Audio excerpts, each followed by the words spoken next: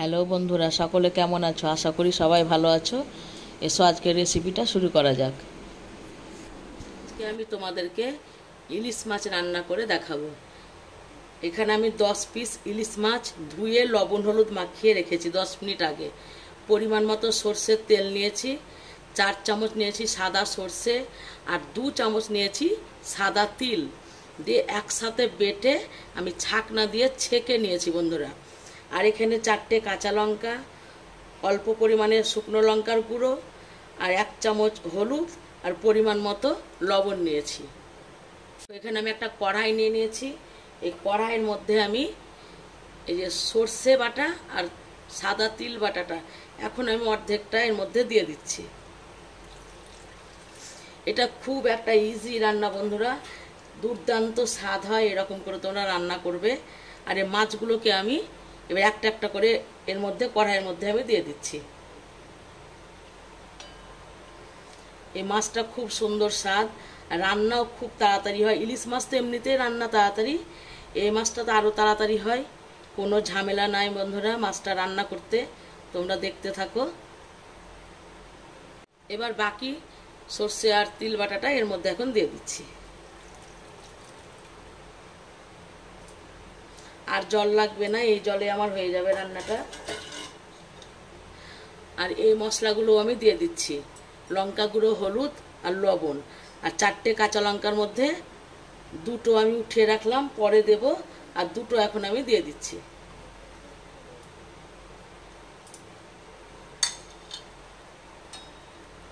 ভালো করে একটু ছেঁচকির সাহায্যে এরকম করে একটু মিশিয়ে নিতে হবে বন্ধুরা।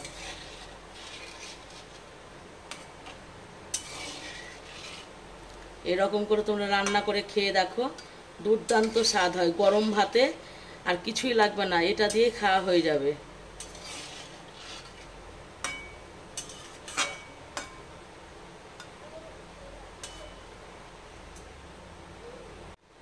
এবার আমি এখন সর্ষের তেল দিয়ে দিচ্ছি।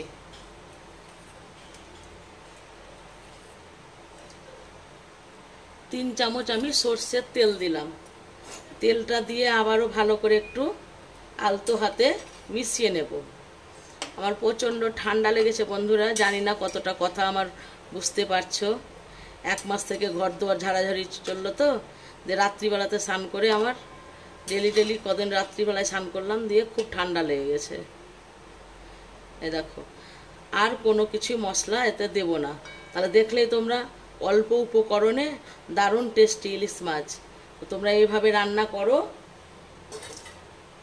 আমি গ্যাস ধরিয়ে ওই কড়াইটা, আমি মাছ যেটাতে সব কিছু তোমাদেরকে করে দেখালাম, আমি গ্যাস ধরিয়ে কড়াইটা এবার গ্যাসের মধ্যে বসিয়ে দিয়েছি। গ্যাসের আঁচটাকে মিডিয়াম করে দেব, দিয়ে এবার আমি 10 মিনিটের জন্য ঢাকা দিয়ে দিচ্ছি। 10 মিনিট পর ফিরে আসছি বন্ধুরা। 10 মিনিট পর ফিরে এলাম বন্ধুরা। ঢাকনা খুলে নি, দেখি। এই দেখো, মাছ ফুটতে শুরু করে দিয়েছে। এবার আমি এই তলা থেকে একদম ছেচকিটাকে আলতোভাবে এইভাবে একটু মাছটাকে নড়িয়ে দেবো আর কি, জাস্ট, না তো ভেঙে যাবে বন্ধুরা। খুব আলতো হাতে সাবধানে যত্ন সহকারে এরকম করে নাড়তে হবে। এমনিতে তো ইলিশ মাছ খুব লাজুকে মাছ, ঠিক আছে। এবার একটা একটা করে মাছগুলোকে আমি একটু উল্টে দিচ্ছি।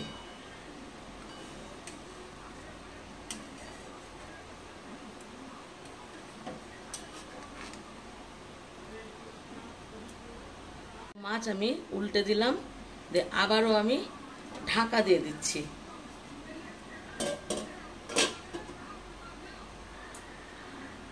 আবারও আমি 5-6 মিনিট পর ফিরে এলাম। ঢাকনাটা খুলে দিচ্ছি।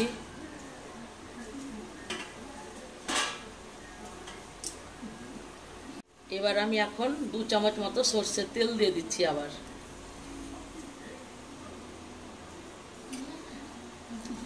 আর 2টো কাঁচা লঙ্কা রেখেছিলাম এখন দিয়ে দিচ্ছি। মাছ আমার কিন্তু সেদ্ধ হয়ে গেছে বন্ধুরা। তবে আর একটু আমি এবার ঢাকা দেব না, এমনি একটু ফুটিয়ে নেব।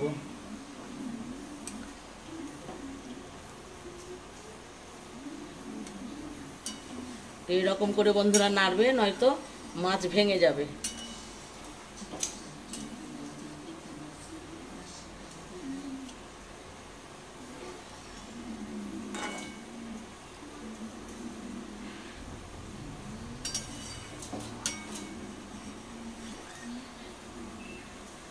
আর ঢাকা দেবো না, এবার এমনি একটু হতে দেব। 10 মিনিট পর আবার আমি ফিরে এলাম, দেখে নিই কেমন হয়েছে। এই দেখো গেছে, তো মাছও সেদ্ধ হয়ে গেছে, তেলও ছেড়ে দিয়েছে। এই দেখো বন্ধুরা, তাহলে দেখতেই পেলে তোমরা কত চট জলদি রান্না হলো, কোনো ঝামেলা নেই, কোনো কিচ্ছু নেই বন্ধুরা। খুব একটা উপকরণও লাগে না, এরকম করে রান্না করো। এত সেন্ট না, গোটা বাড়ি একদম তোমার সেন্টে মেতে যাবে।